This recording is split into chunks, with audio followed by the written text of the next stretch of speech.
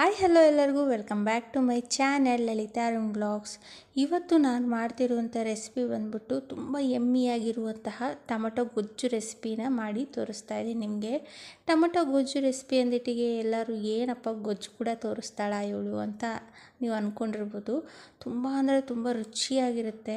ಇದಕ್ಕೆ ಯಾವುದೇ ಈರುಳ್ಳಿ ಬೇಕಾಗಿಲ್ಲ, ಹಸಿಮೆಣಸಿಕಾಯಿ ಇಲ್ದಲೆ ಜಸ್ಟ್ ನಿಮಗೆ ಟೊಮಟೊ ಬೆಳ್ಳುಳ್ಳಿ ಇದ್ದರೆ ಸಾಕು.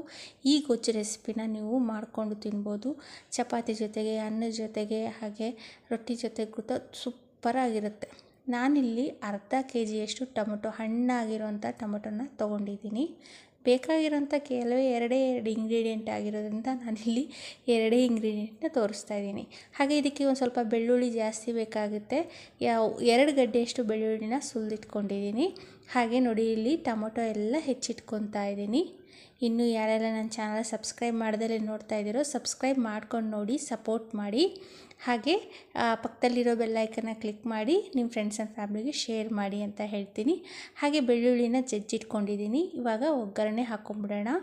ನಾನಿಲ್ಲಿ ಒಂದು ಬಾಣಲಿಗೆ ಎಣ್ಣೆ ಹಾಕ್ಕೊಂಡು ಸಾಸಿವೆ, ಜೀರಿಗೆ ಸ್ವಲ್ಪ ಚಿಟಪಟ ಅನ್ನಿಸ್ಕೊಂಡ್ಮೇಲೆ ಒಂದು 2 ಸ್ಪೂನಷ್ಟು ಕಡಲೆಬೇಳೆನ ಹಾಕ್ಕೊಂಡಿದ್ದೀನಿ.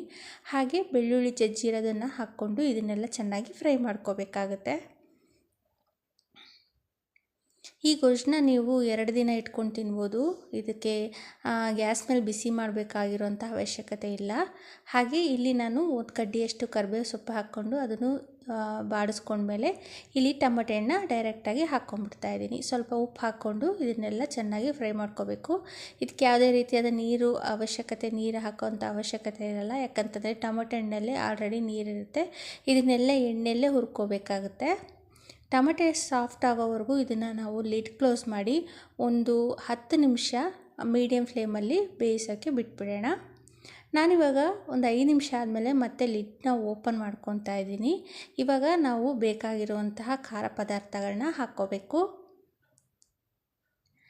ನೋಡಿ ನೀರೆಲ್ಲ ಬಿಟ್ಕೊಂಡಿದೆ. ಇವಾಗ ನಾನು ಇದಕ್ಕೆ 1.5 ಸ್ಪೂನಷ್ಟು ಅಚ್ಚ ಪುಡಿನ ಹಾಕ್ಕೊತಾ ಇದ್ದೀನಿ.